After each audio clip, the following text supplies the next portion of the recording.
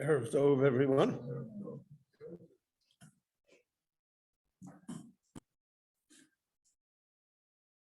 The Torah bases itself, so to speak, on the principle of cause and effect.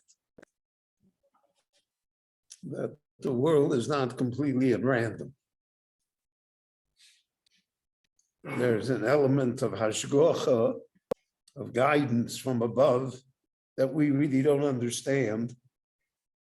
It is not subject to human logic or explanation.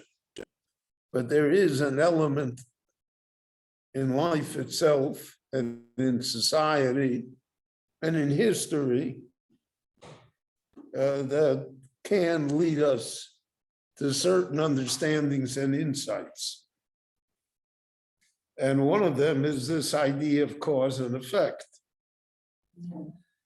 So it says in Pirkei Avot, mitzvah goreret mitzvah, avera goreret avera. Performance of mitzvahs leads to further performance of mitzvahs. Avera, sinning, doing the wrong thing, almost automatically will bring about other sins, other transgressions. We all witness, for instance, when it comes to scandals and to legal problems, that oftentimes it's not the Avera itself that does the person in, but it's the lies and the cover-up that follow it that are almost automatic, that really complicate and destroy the situation. So this week's Parsha, we have an example of, Rashi points it out immediately,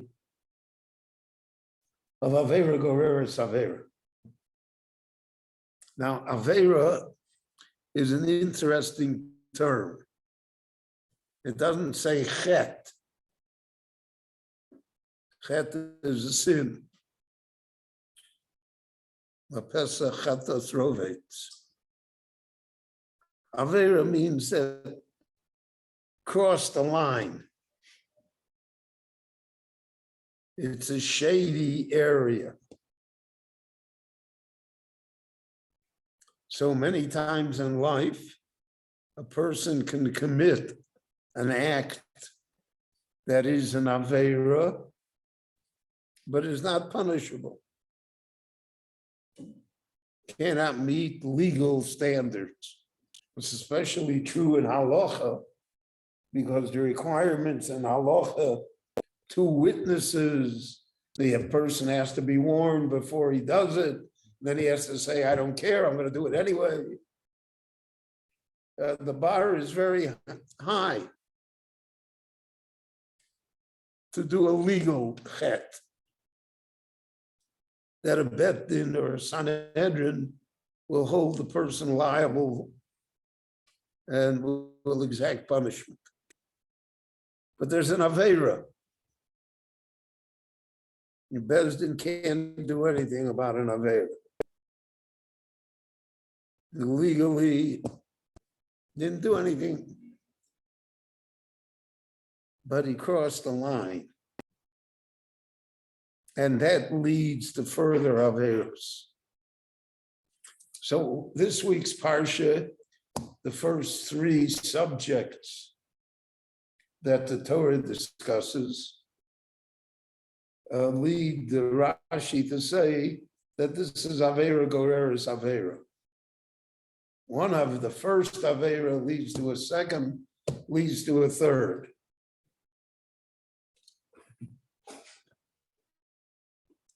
What's the first Avera? Yifat Torah. The man is unable to control his carnal desires. says, "V'roisa b'ashivya eshes yifas toar." Who told you to look? What are you doing inspecting the women that were captured? So in our time, I mean, the concept of men and women is so skewed that it's almost impossible for us to understand what the Torah wants. Why the Torah is so rigid on the matter. So we have equality. I had a discussion with someone that complained that the reform changed the nusach now. Instead, not only it's Elokei Avram Yitzchak Yaakov, it's Elokei Sora Rivka Rachel V'Leah. So someone wanted to know what I thought about it. So I said, are there more people that daven now because of that? I mean, if you tell me that the reform has 1 million every day and that more people daven and everything, maybe, but this is just cosmetics. It makes you feel good about yourself, and you don't do anything about it. And the same thing, in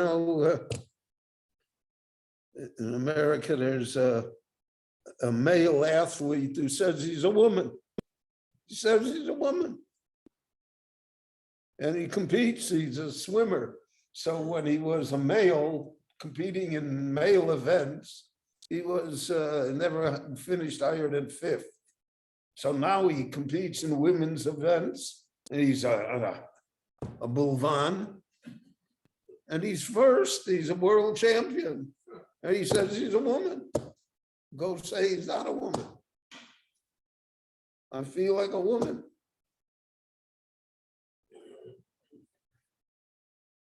So in our time, it's very hard to deal with these things. And because of that, therefore, there are reactions take place that are also not what necessarily the Torah wanted. When I grew up, again, shortly after the American Civil War,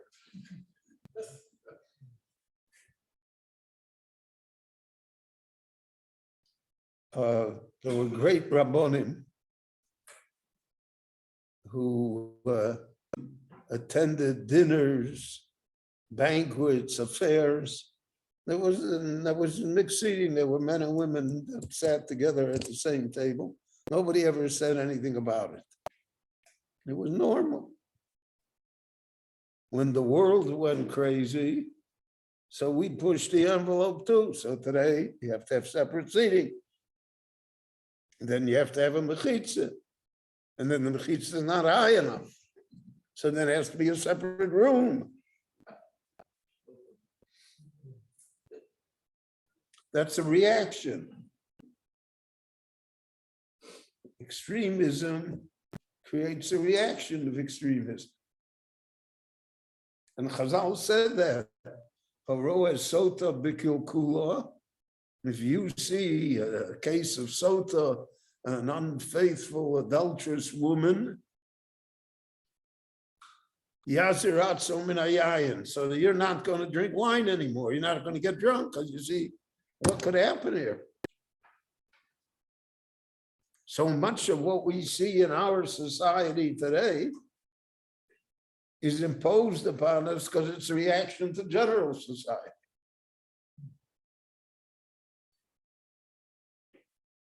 My Rebbe used to say, Mishugas, Goreris, Mishugas.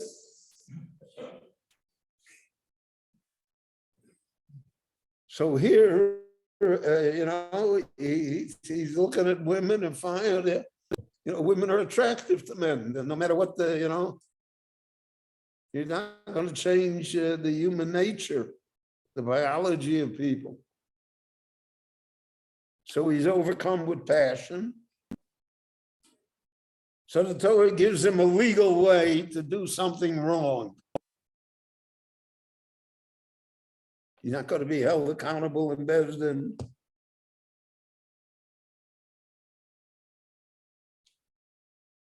Salts the woman. The Torah tells him in advance it's not the basis to start a relationship. It's not going to work. You won't want her after a while. In the famous case in Tanakh about the brother and sister, the children of David. He's just dying for this woman. And then when he finally takes her, she's repugnant to him thereafter. It's also a natural human relation. It's how people react. So you're going to get rid of her. So the Torah says you're going to get rid of her. You're not allowed to sell her. You're not allowed to abuse her. Because you did something wrong to her. Go on. So that's the Aveira. There's no legal punishment here. It's what Yiddish they used to say, when I grew up, they used to say, it's in the chain. It's not nice. It was a concept. It's not nice. My mother used to tell me that all the time. Don't do it, it's in the chain. She didn't tell me it was wrong. She said it's not nice. No concept today of nice. What's nice? So that leads to the second parsha. The second parsha is that he's got more than one wife, which again is legal, but it's certainly not advisable. That's why we have the Chem the Rabbeinu Gershon. And they each give birth to a son. And he prefers one wife to the other wife because it must be that way, because they're no two equal.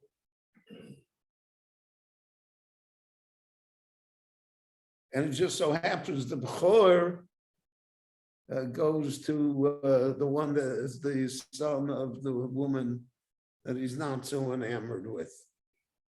When he wants to give away his property, he wants to make a will, he wants to give away inheritance. The Torah says the Bechor is the one that's born first, whether you like him or not, whether you liked his mother or not. In your lifetime, you can do whatever you want with your money. But in terms of inheritance, the Torah takes away what you can do. So because he started up with the wrong woman, and there's a child now, so now there's an animosity to the child. And the child has a brother or a half-brother, and if one gets more than the other, or one feels cheated, I need not tell you how family feuds come about, especially when there's money involved. And so it tells you that's going to happen, because that's Aveira, or it's Aveira. So again, legally, you didn't do anything wrong, but it was not nice. There's a penalty. The penalty is not legal. The penalty is human beings exacted from themselves. And finally, if you have such a situation, you have a dysfunctional house. Dysfunctional houses create dysfunctional children. Dysfunctional children create crime and everything else. Why do you have crime in America over the head? Always there are criminals. But why do you have it like this? There's no home. 75% of all Americans live in a two-parent house. Just think of it. So it's not, they gotta be nuts.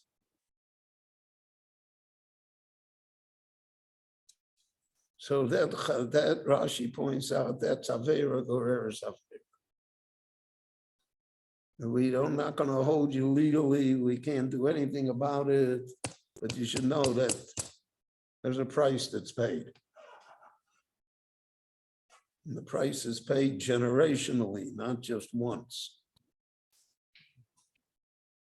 The dysfunction becomes institutionalized. And society pays the price for it. So that's the negative side that we did tonight. Avera Goreres Avera. The positive side, mitzvah Goreres mitzvah. So God willing, we'll do that tomorrow night. Because that also is societal. It also teaches us lessons. It also is a commentary about human behavior.